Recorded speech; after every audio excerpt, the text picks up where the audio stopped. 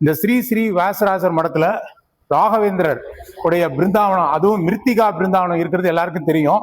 ஆனா இந்த ராகவேந்திரோட பிருந்தாவனம் ஒரு அரிய பிருந்தாவனம். இவர் இங்க தன்வந்திரி ராகவேந்திரராக எழுந்தருளி இருக்கிறார். அதை பத்தி தான் இந்த வீடியோல நம்ம பார்க்க போறோம். 1985 இந்த ராகவேந்திர பிருந்தாவனம் பிரதிஷ்டை பண்ணும்போது அவரோட ஜீவசமாதியான மந்திராலயத்திலிருந்து மூலமண், அதான் மிருத்திகான்னு சொல்லுவாங்க, அந்த மூலமண் எடுத்துட்டு இங்க பிரதிஷ்டை பண்ணும்போது அப்போதைய ஸ்ரீ ஸ்ரீ வியாசராஜர் மடத்தினுடைய பீடாதிபதி ஸ்ரீ வித்யா பயானுதி சுவாமிகள் அவர் பிரதிஷ்டை பண்ணிட்டு இருக்கும்போது, அந்த பிருந்தாவனம் பிரதிஷ்டை ஆகும்போது சேலம் டவுன் சின்னக்கடை வீதியில எல்லையம்மன் கோயிலுக்கு எதிர்த்தாப்புல இருக்கக்கூடிய புர்க்மான் கம்பெனியுடைய உரிமையாளர் ராமராவ் ஒரு பக்தர். அவர் அந்த பக்தர் இந்த ஃபங்க்ஷன்ல இருக்கும்போது அவர் உடல்ல ராகவேந்திரர் சுவாமி ராயர் அவர்கள் எழுந்தருளி அவர் வடிவில் இந்த ராமராவ் புருக்மான் ராமராவ் உருவத்துல அவர் அருள் வாக்கு கூடும்போது, நான் இங்க தன்வந்திரி ராகவேந்திரா இருக்கேன் அப்படின்னு சொல்லி அருள் வாக்கு கொடுத்தார் ராயர்.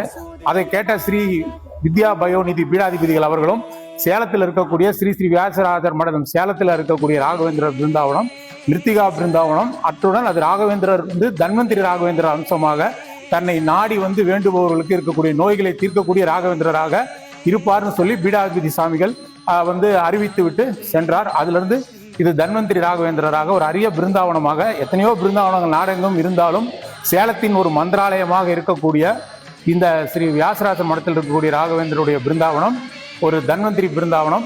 ஒரு மருத்துவ கடவுள் தன்வந்திரி பெருமாளுடைய அம்சத்தை உள்வாங்கி இந்த ராகவேந்திரர் இருக்காரு. இந்த மடத்துல ராகவேந்திரர் உற்சவர் பிரதிஷ்ட போது சூப்பர் ஸ்டார் ரஜினிகாந்தருடைய அண்ணன் சத்யநாராயண ராவ் கலந்து கொண்டு சிறப்பித்தார். ஒரு அரிய பிருந்தாவனம்.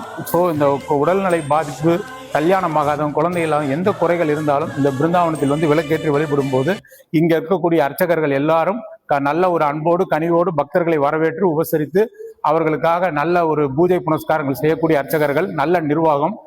ஸோ இந்த ராகவேந்திரர் தன்வந்திரி ராகவேந்திரர் எழுந்தருளி இருக்காரு, தன்வந்திரி பகவானா எழுந்தருளி இருக்காரு. அது ரொம்ப அரிய தகவல்.